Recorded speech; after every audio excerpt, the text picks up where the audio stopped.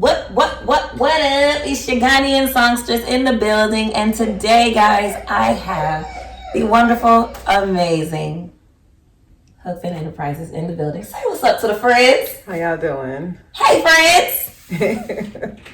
Don't act shy now. I'm not shy.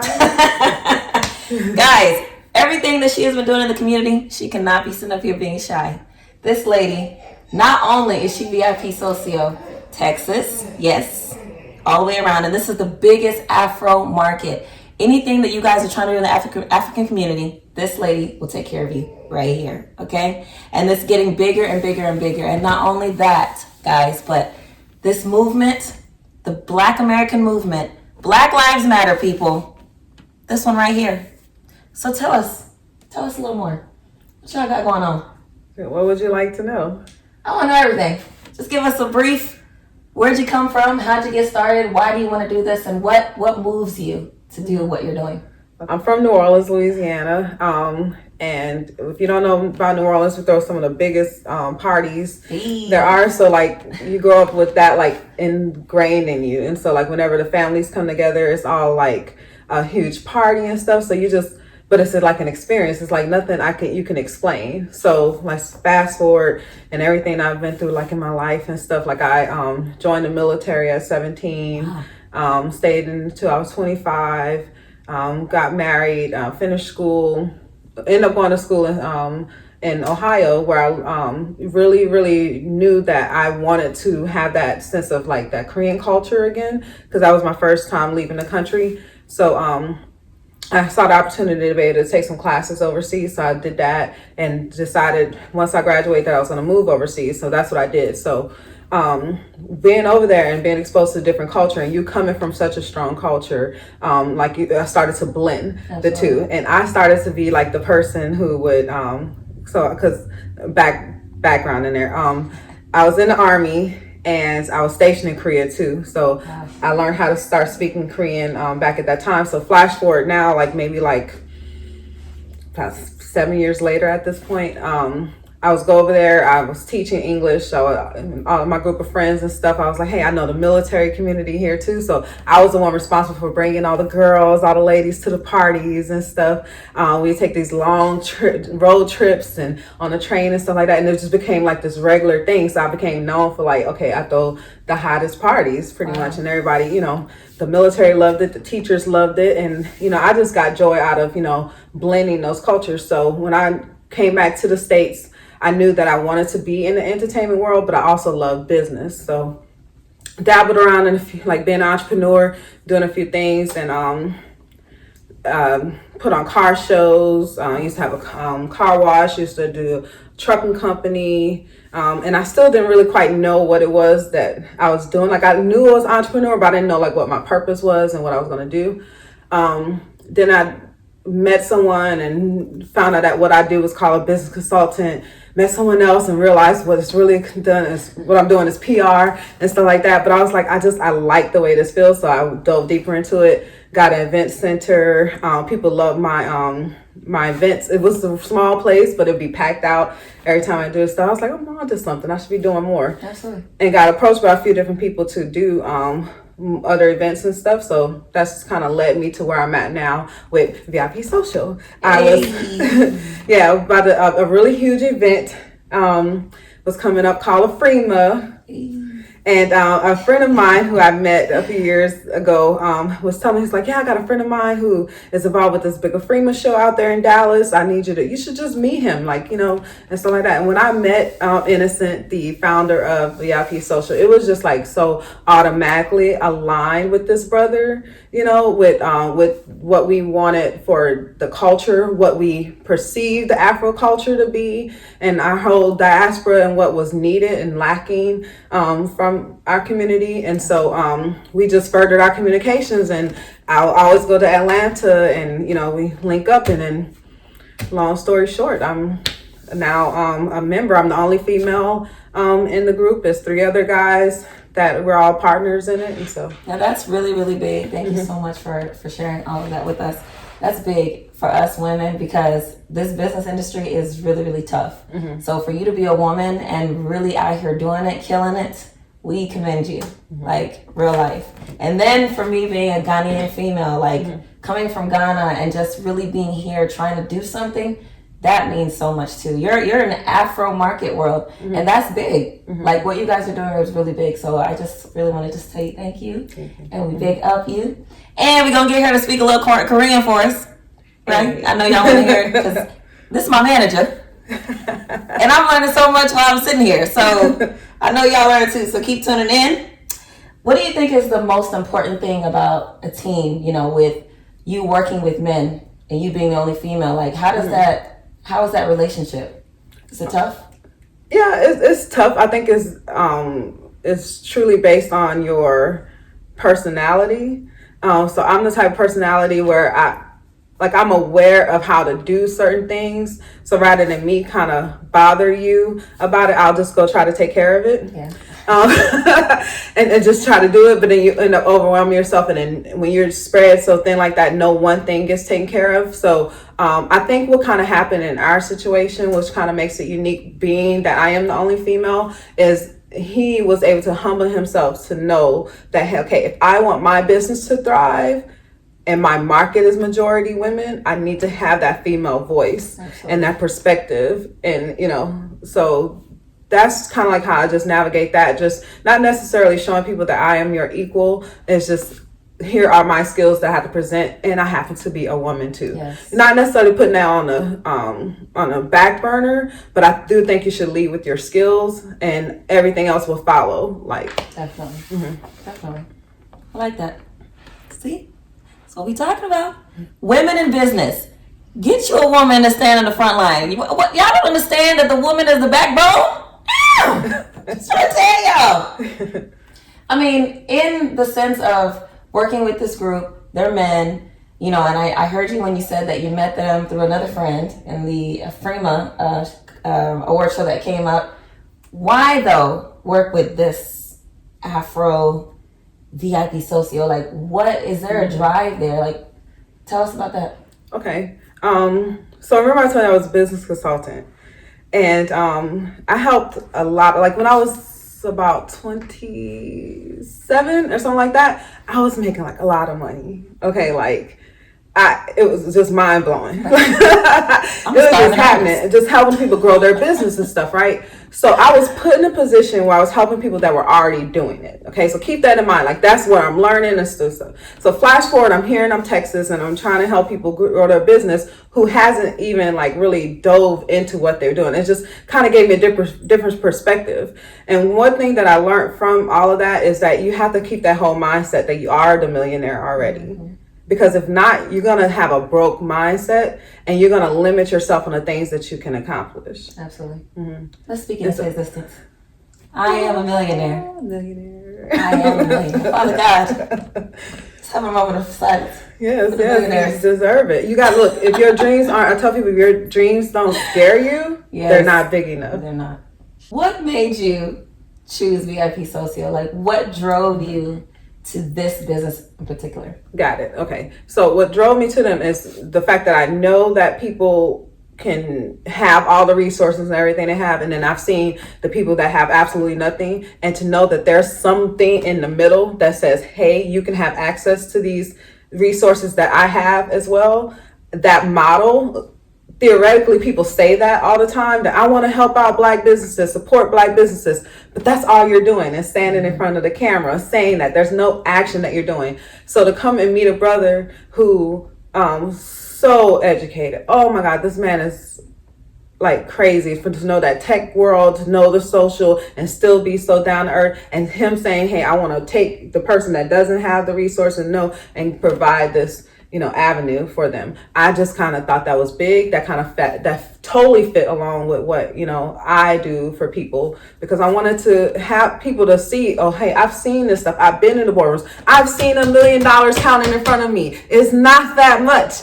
It's not. You know what I'm saying? Like when you really, you know, you should dream more and want more out of yourself, and don't limit yourself just because you don't have the funding. That doesn't mean that you don't have a way to get to those things. And I want to be that voice and be able to provide that to other people. Friends, I don't know about you, but I sense a little, I don't know. So, you seem to have a lot of great things to say about Ian and about VIPsocio in particular. So, is it hard in this industry, being around other men and you being the only woman, being attractive, you know? How is the dating? Can we speak very frankly? Let's be honest. Let's be honest. Please. I'm still a woman, and I don't think I look bad. But I don't really think that it's just about looks, because in entertainment, there's a lot of beautiful women. There's beautiful people, period. And, you know, you have to remain professional. You just ask yourself, like, what is it that you want? But initially, do people see, like, an attraction and stuff like that? Yes.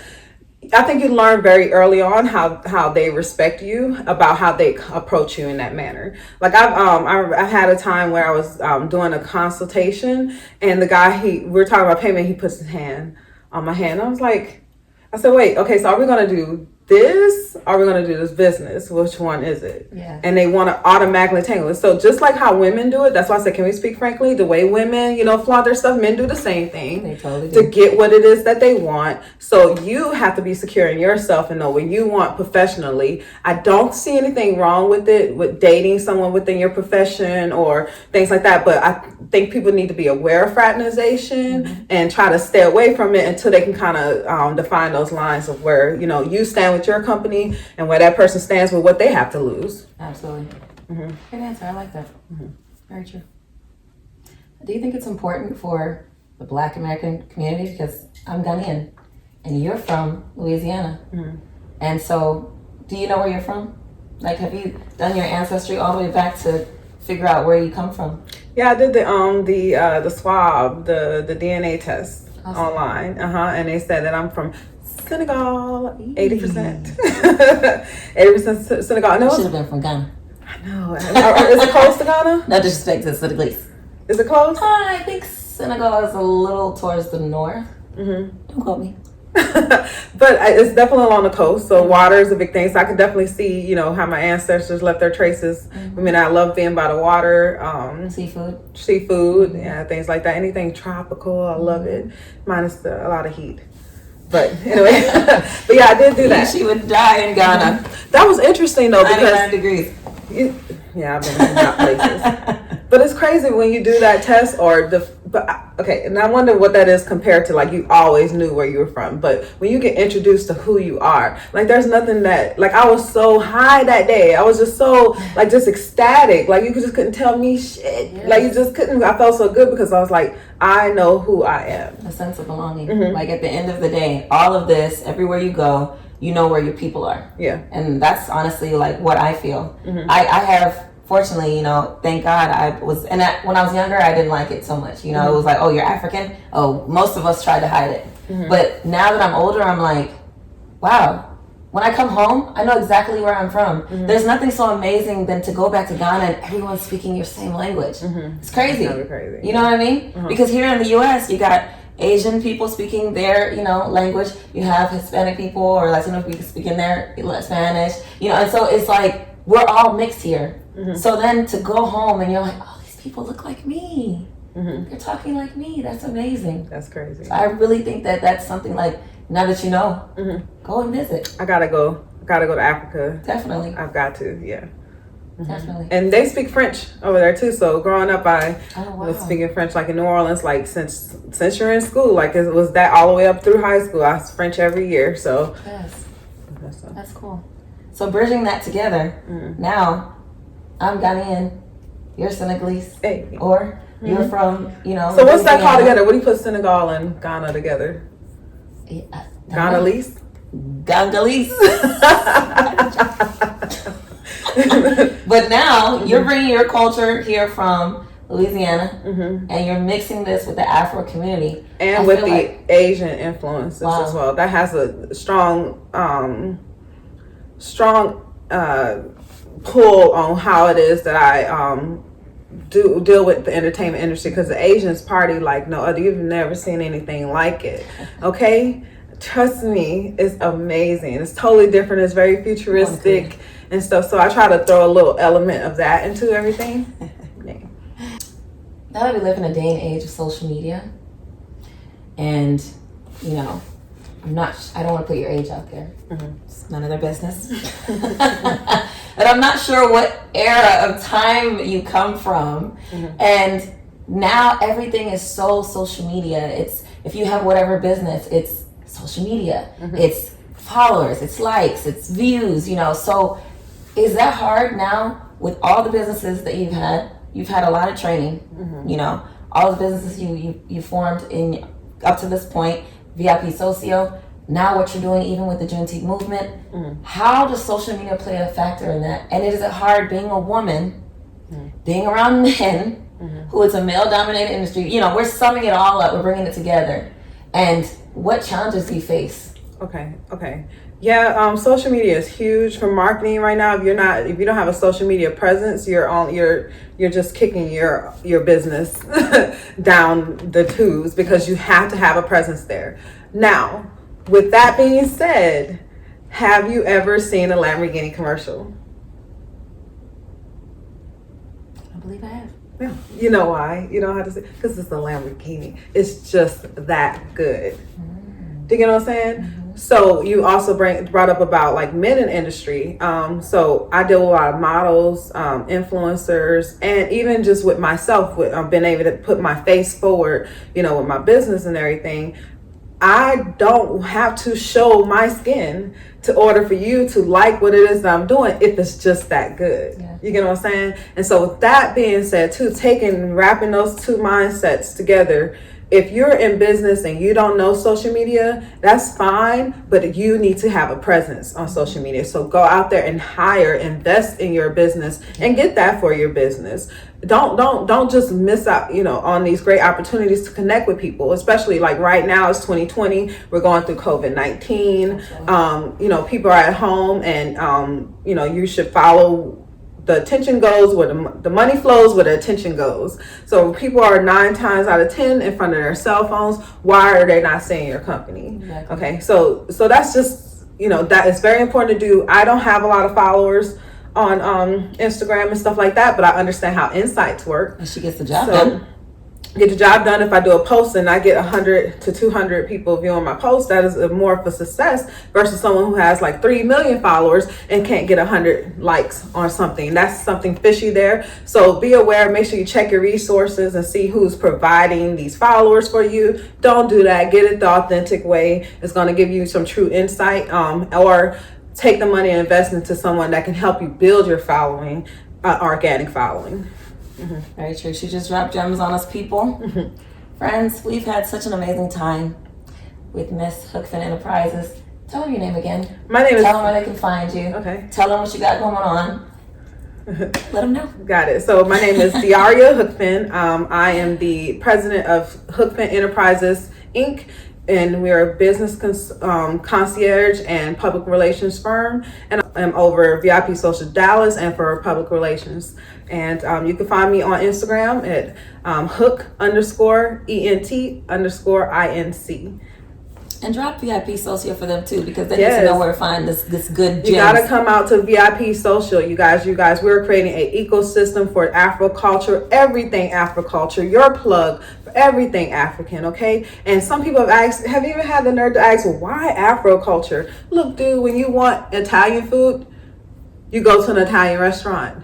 When you want Mexican food, you go to a Mexican restaurant. So when you want something Afro culture, you need to come to VIPsocio. We are your plug. We have a marketplace. We're about to launch a huge campaign for Black entrepreneurs. So please stay tuned for that.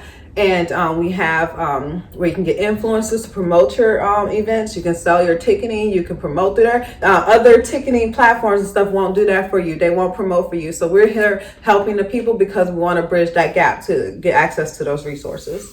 Definitely. And let me say that I feel like I don't care what race you are, where you're from. You could be living under a rock somewhere in Timbuktu. You got Afro culture in you, period. So this is just, it's actually somewhere that's, anybody can go there. And honestly, I feel like this is what it's going to become. It's going to grow bigger and bigger and bigger. And it's not just going to be Afro culture. It's going to be the main, piece of it. But I feel like it's going to grow into something just amazing that anybody is going to want to be a part of that. Yeah, definitely. We want all people from everywhere, like I said. But when you think of Afro culture, and then be very clear, we're very aware, Afro culture is the Hispanic community. Yes. Afro culture is the African community. Yes. Afro culture is the Black American community. It is the Indian community. It is the South Asian community. We recognize that we are majority of people. We're not the minority. Minority meant someone that needs supervision. We don't need supervision. We don't have to be chained anymore. We are free,